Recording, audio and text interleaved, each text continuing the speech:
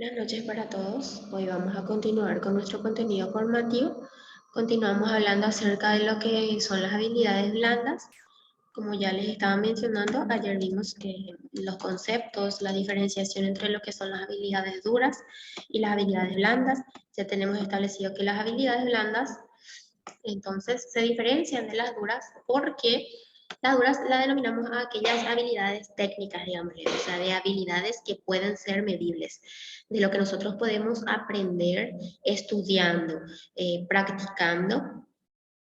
Por ejemplo, a sumar, a restar, a hacer una mesa, una silla, a hacer un balance.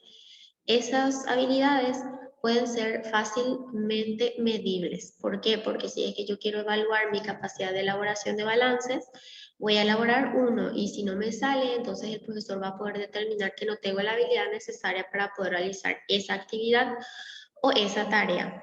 Sin embargo, las habilidades blandas son como más subjetivas, ¿sí? Son más actitudinales y más difíciles de medir. No imposibles, pero difíciles de medir porque para mí puedo tener yo un nivel alto de empatía, pero para la otra persona desde su perspectiva es diferente. Entonces, hoy vamos a ver, así como les mencioné en el grupo, lo que corresponde a lo que atañe a lo que son manejo de actitudes y autoestima. Es muy importante también que nosotros sepamos manejar nuestras actitudes, tengamos una buena autoestima cuando vamos a estar trabajando como administrativos, como secretarios administrativos y ejecutivos, porque vamos a estar en constante relación con otras personas. Entonces es vital que tengamos nosotros la autoestima necesaria. ¿Qué vendría a ser la autoestima? Acá hay mucha teoría en cuanto a lo que es autoestima, percepción que tenemos acerca de nosotros mismos, cuánto nosotros nos respetamos, cuánto nosotros nos valoramos, incluso tenemos la definición etimológica de la palabra. Tenemos dos componentes principales en lo que es la autoestima.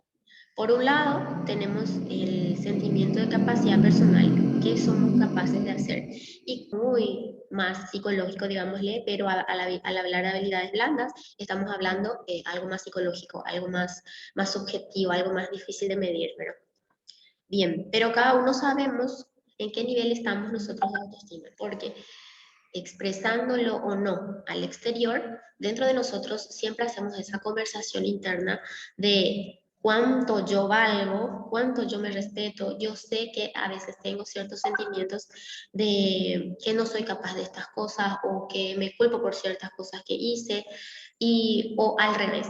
Tenemos muy alta autoestima y no vemos en ciertas ocasiones los defectos que tenemos. Entonces, tenemos que buscar un equilibrio entre ese respeto y ese valor que tenemos para con nosotros. Nos dice el material que autoestima, al hablar de autoestima, tenemos 4 caras. Tenemos la parte física, la parte mental, la parte espiritual y la parte emocional social.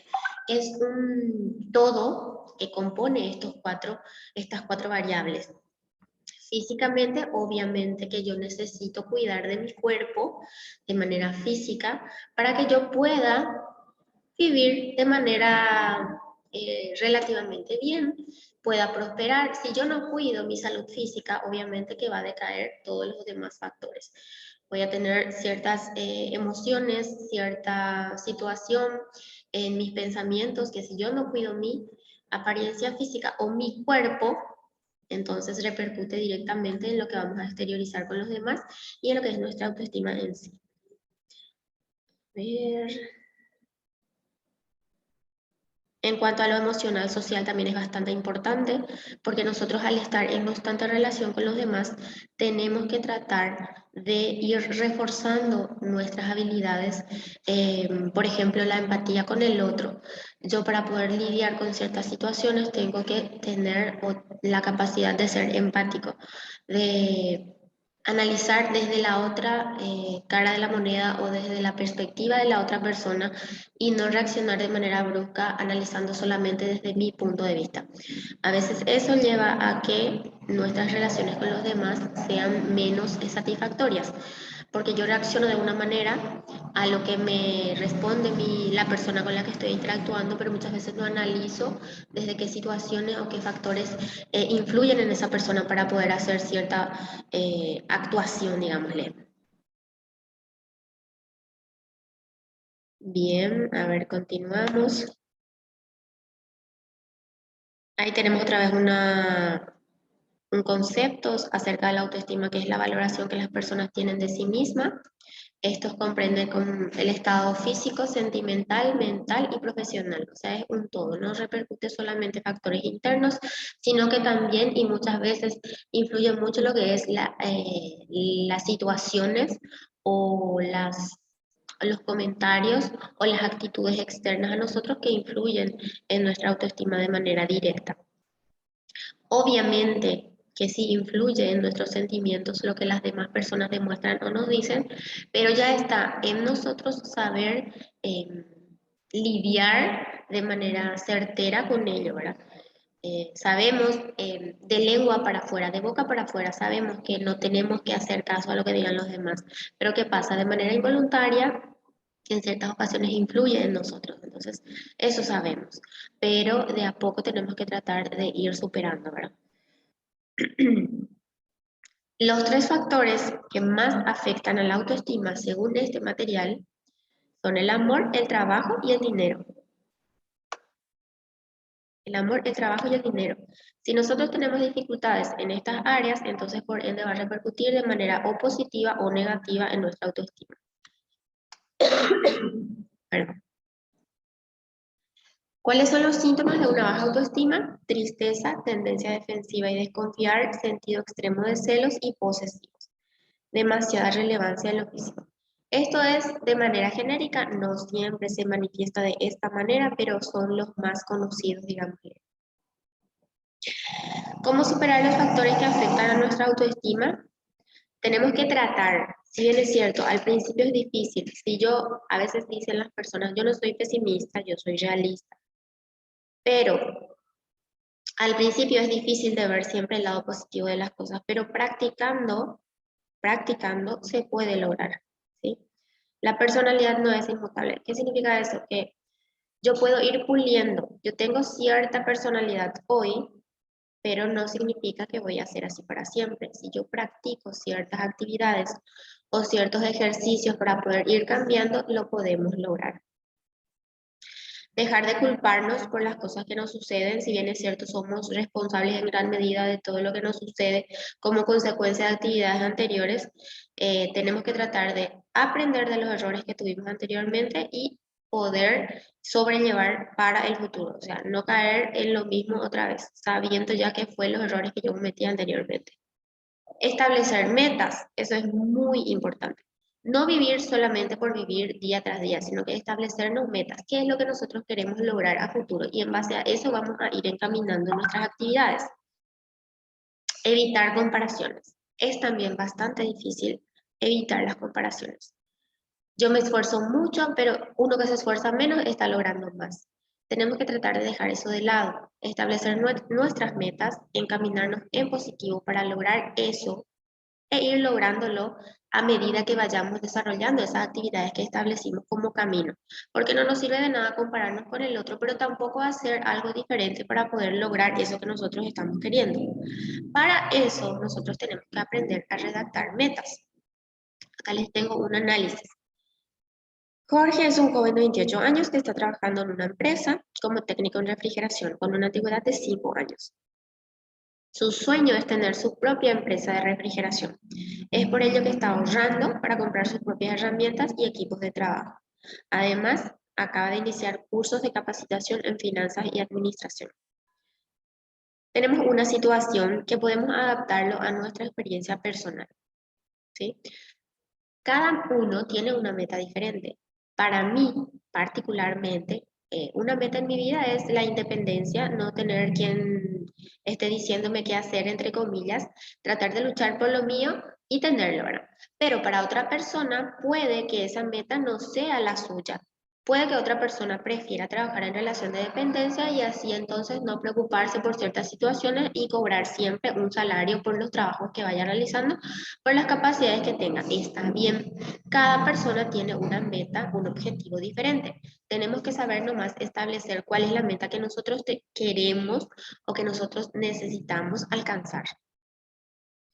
Bien, tenemos las metas SMART, dice las metas SMART, las metas inteligentes. No tenemos que nosotros hacer o tener o establecernos objetivos sin sentido. ¿Qué significa objetivos sin sentido? Que yo digo nomás las cosas, pero no establezco el camino, ni el plazo, ni la forma en que voy a llegar a ese objetivo. Bien, en un ejemplo les voy a explicar mejor. Las metas inteligentes tienen que ser específicas. ¿Qué es lo que nosotros queremos conseguir?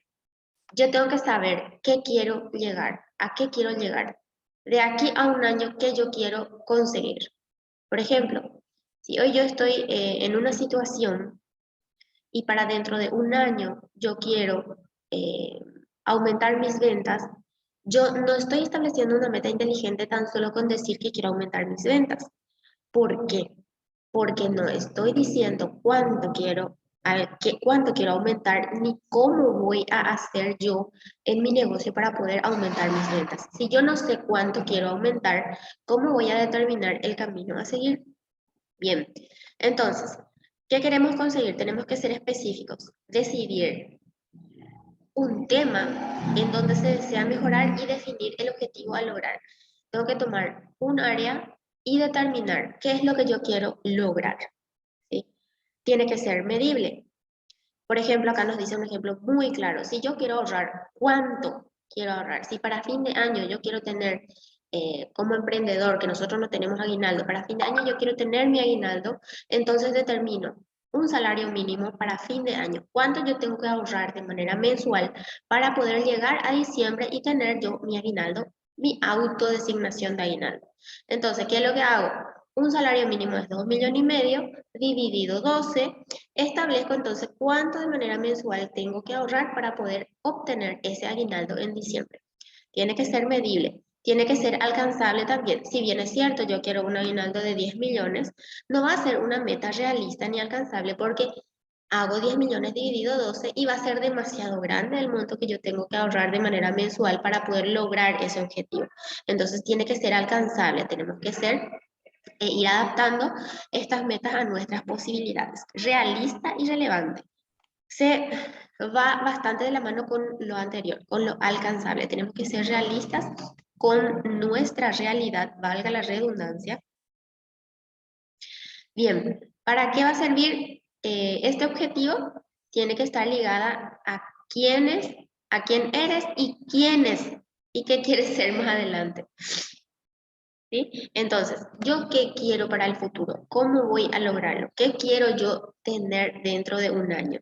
Tenemos que tener una visión. ¿Qué es una visión? Ver más allá de solamente pasar el día de hoy, ¿sí? No vivir al día, sino que tener ya una visión a futuro. ¿Qué es lo que yo quiero y cómo lo voy a lograr? ¿Cuál es el estilo de vida que yo deseo tener? Llevando otra vez el ejemplo del aguinaldo, yo quiero estar en una situación holgada, digámosle, y cómoda en fin de año cuando va a ser Navidad y Año Nuevo, que es donde tenemos mucho más gastos. Yo tengo mi salario habitual que me sirve para poder solventar mis costos o mis gastos diarios. Pero para poder estar un poquito más holgado, entonces yo desde enero ya voy a determinar cuánto voy a ahorrar para poder tener ese aguinaldo en diciembre. Y también tenemos que establecer plazos, ¿sí? Plazos. En mi ejemplo, entonces son 12 meses. Si ustedes tienen otro objetivo, otra meta, entonces se tienen que determinar esos plazos. Por ejemplo, si yo quiero festejar mi cumpleaños, así como el ejemplo, el último ejemplo, pues quiero festejar mi cumpleaños y quiero hacer un asado, pero así como les dije, mi salario habitual me sirve solamente para sobrevivir y me voy a quedar pelado si es que uso todo mi salario para mi cumpleaños y el otro día no tengo para comer. Entonces pienso, hoy estamos en septiembre, falta 2 meses, cuánto yo tengo que ir apartando para poder hacer mi festejo de cumpleaños y entonces ya me establezco metas. Me quedan 8 semanas. ¿Cuánto tengo que ahorrar en estas 8 semanas para poder lograr ese objetivo que yo me propongo? tantos guaraníes. Entonces, de eso se trata. Tenemos que ser específicos, medible, alcanzable, realista y determinado en el tiempo también. Para ello tenemos que preguntarnos, tenemos 3 palabras clave. ¿Qué vamos a hacer? ¿Por qué es importante hacer? ¿Y cómo vamos a hacer? Por ejemplo, yo puedo dejar ciertos gastos superfluos para poder ir apartando para ese fin que yo me establezco. Entonces, esa es la manera en que yo voy a lograr mi objetivo. Bueno, una meta deficiente, quiero ponerme en forma. Quiero ponerme en forma es una meta deficiente, ¿por qué? Porque nos responde a esas preguntas clave. Nosotros no tenemos un tiempo, no tenemos una forma, no tenemos ningún detalle de cómo vamos a ponernos en forma ni a qué nosotros llamamos ponernos en forma. Y ahí nos da el ejemplo de una meta SMART, de ese ejemplo deficiente. ¿Qué va a hacer la persona para poder estar en forma? Va a ingresar al equipo de fútbol del barrio, va a entrenar 3 veces por semana para estar en forma. Entonces ahí está establecido los detalles de su meta bastante clara, porque si nosotros decimos quiero ponerme en forma, pero no determino qué voy a hacer y tampoco me muevo para hacerlo, entonces no vamos a llegar a ningún lado, se queda solamente en el decir. Bien, la actividad de hoy es seleccionar una meta personal que les gustaría lograr, dar contexto, explicar un poquito y convertir a una meta SMART. Y esa va a ser la tarea de hoy que tienen que enviar al grupo de WhatsApp. Ese va a ser el aporte de ustedes para que yo pueda considerar la participación y la asistencia de hoy.